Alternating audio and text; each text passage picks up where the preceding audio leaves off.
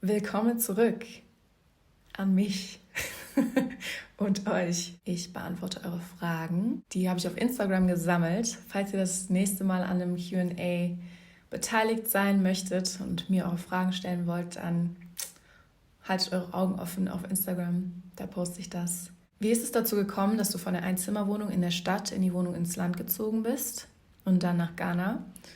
Was ist in den letzten Jahren bei dir passiert? Wo warst du überall unterwegs? Wie viel Zeit hast du ungefähr an den Orten verbracht? Und warst du alleine unterwegs? Also 2019 bin ich aus Köln rausgezogen, um an einem ruhigeren Ort zu sein und um mich zu vergrößern, weil ich einen extra Raum zum Arbeiten haben wollte. Je weiter man aus der Stadt rausgeht, desto mehr Raum ist natürlich verfügbar. Soweit wart ihr noch up to date. Was ihr nicht wusstet, ist, dass ich zu der Zeit dabei war, meine Haarpflegelinie für den Verkauf zu entwickeln. Und deshalb war es damals schon ein bisschen stiller auf meinem Channel. Es war sehr zeitintensiv, mich mit den Laboren auseinanderzusetzen, mit dem Rechtlichen und natürlich der kreativen Vision dahinter. Dass ich nach Ghana gereist bin, wisst ihr auch. Kontext: Meine Freundin und ich haben uns in den Jahren zuvor über Ghana als möglichen Auswanderort unterhalten, weil eine von uns früher dort gelebt hat und sich vorstellen konnte, zurückzuziehen. Eine von uns hat Familie dort und wir anderen waren einfach interessiert und offen dafür. Das ist nicht zustande gekommen. In der Zwischenzeit wurde ich überraschenderweise von jemandem kontaktiert, der mich nach Ghana eingeladen hat. Es war für mich ein No-Brainer hinzureisen, weil ich sowieso hin wollte, weil ich dachte, dass wir gemeinsame Werte teilen in Bezug auf ein nachhaltiges Projekt und das sich gut entwickelnde Verhältnis zwischen mir und ihm war ein vielversprechender Faktor. Es war als Besuch und nicht als Umzug geplant. Ich bin also hingereist, habe dann meinen Aufenthalt verlängert, war involviert im Aufbau des Projektes und als alles noch in den Anfängen stand, wurde mir plötzlich meine Wohnung in Deutschland genommen. Statt Einspruch einzulegen, habe ich über die Entfernung organisiert, dass meine engsten Vertrauten einfach alles da rausholen, was sie auf die Schnelle transportieren und unterbringen können. Und damit habe ich mein eigenes Zuhause in Deutschland hinter mir gelassen. Somit war ich all in Ghana und habe ca. 1,5 Stunden außerhalb von Accra auf dem Land ein Off-Grid-Homestead mit Lodge mit aufgebaut und unterstützt. Bin zwischenzeitlich alleine durch Ghana gereist, nach Accra und wieder zurück aufs Land gezogen, habe Gäste im Homestead mitgehostet, aber den Ort letztendlich 2021 nach vielen schmerzhaften Erlebnissen verlassen. Kurz vor meiner Abreise habe ich noch ein Promo-Video für den Ort produziert und auf meinem Channel geteilt. Das haben viele von euch gesehen, es hatte über 340.000 Aufrufe. Mein Anspruch an mich war, jemanden großzügig zu unterstützen. Ich habe es offline genommen, weil es nicht meiner tiefen, ehrlichen Wahrheit entspricht und ich diesen Weg nicht nochmal für mich wählen würde. Ich habe mich in dem Moment, als ich den Ort verlassen habe, wieder für mich entschieden, stärker für die Dinge einzustehen, die mir am Herzen liegen und konsequenter zu leben, wofür ich hier bin. Ich vertraue darauf, dass jeder eigenverantwortlich und frei entscheidet. Ich habe daraus gelernt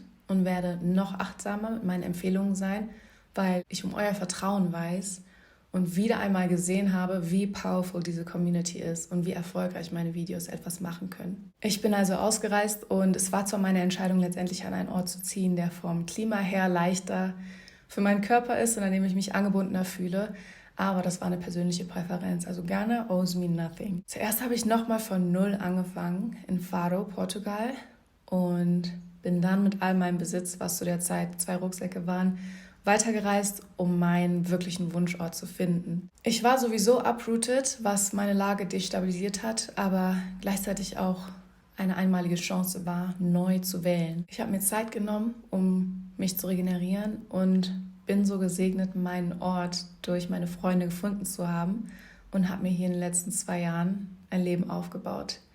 Wo genau das ist für mich jetzt noch nicht an der Zeit zu teilen. Letztes Jahr bin ich noch 1 Monat alleine durch Indien gereist und um Freunde und Familie zu besuchen nach Deutschland und vor kurzem 1 Monat in die USA. In den letzten Jahren habe ich mich instinktiv von Social Media zurückgezogen, um mich dem Einfluss der Öffentlichkeit zu entziehen, erstmal wieder bei mir anzukommen. Und ich habe die Zeit auch genutzt, um mein Verhältnis zur Öffentlichkeitsarbeit zu hinterfragen und zu gucken, ist das noch was für mich? Und gibt es einen neuen Weg, wie ich mir selbst treu sein kann, meine Privatsphäre besser achten und gleichzeitig weiter aus freiem Herzen teilen kann. Ich gebe mir weiter die Zeit, die ich brauche und auch um meiner Kreativität authentischen Ausdruck zu geben, wie auch immer das aussehen wird. Wirst du irgendwann wieder zurück nach Deutschland ziehen? Ich habe immer auch ein Zuhause in Deutschland, weil es meine erste Heimat ist, weil einige meiner Liebsten dort leben und ich habe gelernt, das nicht vorweg zu bestimmen. Ich weiß, dass ich jetzt hier sein möchte, weil ich hier glücklich bin, weil ich hier die Dinge gefunden habe, von denen ich immer geträumt habe und meine Lebensqualität einfach hoch ist. Wie ernährst du dich derzeit? Mit Lebensmitteln. Ich esse alles, worauf ich Lust habe, was mir gut tut. Immer noch am liebsten vollwertige, frische Lebensmittel. Was waren die schwierigsten Momente auf deiner Reise und wie hast du sie überstanden? Meine erste Malaria-Infektion 2020 war sehr schwierig, weil ich sie zu spät bemerkt habe. Ich war überarbeitet und habe die Symptome mit normaler Erschöpfung verwechselt. Normalerweise ist das in 3 Tagen mit einem Präparat gelöst. Je früher man es nimmt, desto besser.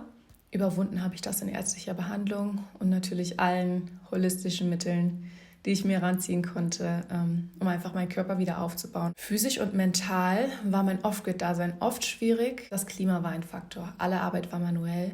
Es war logistisch herausfordernd und einfach sehr viel. Ich habe meine Komfortzone immer wieder bewusst hinter mir gelassen und das auch als Chance genutzt, um spirituell zu wachsen und meine eigenen inneren Widerstände zu hinterfragen. Ich stand emotional und körperlich unter Hochdruck und rückblickend war es ein riskanter Drahtseilakt. Gleichzeitig weiß ich jetzt, was möglich ist und wie mental voreingenommen die konventionelle westliche Lebensweise generell ist. Was mir geholfen hat, God, I don't know. I just did it.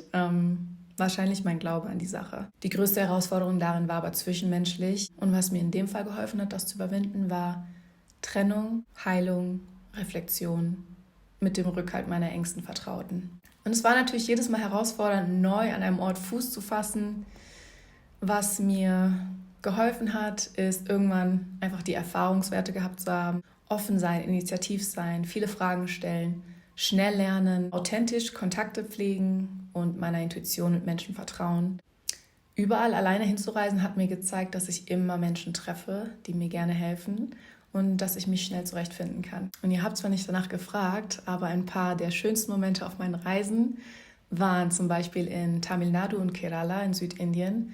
Das hat einen bleibenden Eindruck hinterlassen, weil es einfach atemberaubend schön war und ich unfassbar herzliche Zufallsbegegnungen hatte, Einladungen und Support bekommen habe und mich durchweg sicher gefühlt habe. Übrigens auf all meinen Reisen alleine. Ich bin viel zu Fuß gelaufen, konnte dadurch viel sehen, viele Menschen treffen und habe meine Unterkünfte oft von Nacht zu Nacht einfach gesucht. In einem Restaurant wurde ich von einer jungen Familie angesprochen, die mich dann am nächsten Tag zum Essen eingeladen haben, mir einen Job angeboten haben und die Möglichkeit in Delhi zu wohnen. Das war ein extrem passendes Angebot und auch ein großer Schritt in meiner Karriere als Consultant.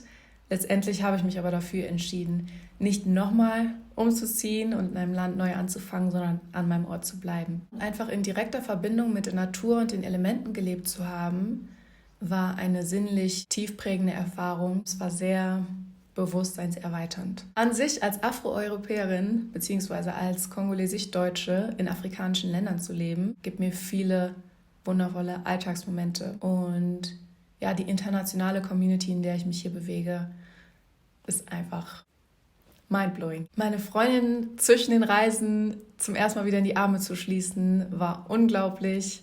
Ja, und letztes Jahr in Deutschland gewesen zu sein, war wunderschön für mich. Ich könnte noch so viel mehr aufzählen. Ich könnte ein Buch schreiben, ehrlich gesagt.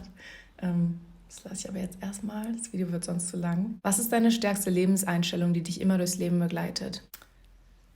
Was ich suche, ist in mir.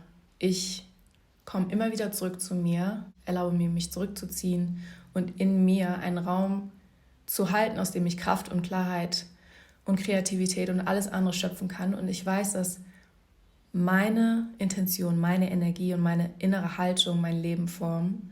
Und ich weiß, dass das Leben seinen eigenen Flow hat, den ich zulassen kann. Ich bin gleichermaßen intentional und ich weiß, dass ich nichts erzwingen soll. Kannst du uns etwas über deine Loks, die du hattest, erzählen? Warum du sie dir hast machen lassen, Pflege etc.? Warum hast du sie aufgegeben? Früher warst du hierbei von Lisa Bonet inspiriert. Ja, das stimmt. Schön, dass du dich daran erinnerst. Sie war eine Inspiration in mehr als nur Haarangelegenheiten. Also ich habe 2020 mit Twists selber gestartet, dann nochmal mit Interlocks im Salon und dann nochmal mit Crochet-Locks im Salon. Ich hatte circa einmal im Monat ein Touch-Up bei meinem Loctician und dann habe ich es irgendwann selber gemacht. Meine Pflegeroutine habe ich in einem meiner letzten Videos gezeigt, das verlinke ich euch in der Videobeschreibung, warum ich sie gemacht habe, weil ich es immer wollte. Und zu dem Zeitpunkt hatte es aber vor allem praktische Gründe, weil, wie gesagt, meine ganze Energie in die Arbeit floss und ich keinen Raum mehr gehalten habe, um mich der Pflege und dem Erhalt meiner Locken zu widmen. Ich habe sie rausgemacht, weil sie sich energetisch und körperlich schwer angefühlt haben, was Sinn macht in Anbetracht einiger Sachen, die ich erlebt habe. Ich habe sie 5 Tage lang alleine mit einer Nadel rausgekämmt, meine Haare dann geschnitten. Ich trage sie seit 10 Monaten nur noch in Protective Styles und meine Haare sind seitdem so dick und so stark und so gesund wie noch nie. Hast du schon mal psychedelische Erfahrungen gemacht? Nein, habe ich nicht. Ich finde den therapeutischen Einsatz interessant. Ich hatte aber selbst nie ein Bedürfnis, Substanzen zu mir zu nehmen. Und ich habe großen Respekt vor dem kulturellen Kontext und der spirituellen Kraft von psychoaktiven Substanzen bzw. Pflanzen. Planst du deine Haarrezepturen auch zu verkaufen als Produkt? Ich stelle Produkte gerade im kleinen Rahmen aus Spaß an der Freude her und habe auch schon einige handgemachte Mischungen verkauft. Der Rest zeigt sich. Ich kann mir vorstellen, das zu erweitern und ja, mich dann mit der Frage auseinanderzusetzen, auf welchem Markt, wo. Hat sich deine Einstellung zu Social Media durch das Reisen verändert? Nutzt du diese Medien noch, privat, beruflich? In den letzten Jahren nicht auf Social Media konzentriert gewesen zu sein und auch 1,5 Jahre insgesamt ohne Instagram gewesen zu sein, hat mich präsenter sein lassen. Natürlich sowieso auf Reisen, in den neuen Umgebungen und mit meiner unmittelbaren Erfahrung mit den Menschen, die ich kennengelernt habe. Es hat mir eine gesunde Distanz gegeben, die ich auch beibehalte, wenn ich mich beruflich damit auseinandersetze. YouTube sehe ich als kreatives Outlet, um Informationen zu teilen, um zu inspirieren und in meinem persönlichen Gebrauch, um zu lernen. 99% meines Privatlebens ist unsichtbar auf Social Media. Ich bin genauer und achtsamer geworden mit dem, was ich teile. Ich lebe für mich und wenn davon etwas auf Social Media überschwappt und das Leute erfreuen kann, dann ist das schön und wenn nicht, dann ist das genauso schön. Ich freue mich jetzt gerade wieder hier zu sein. Ich freue mich auf euch. Ich bin gespannt, wo wir uns hinbewegen werden und sehe euch bald wieder.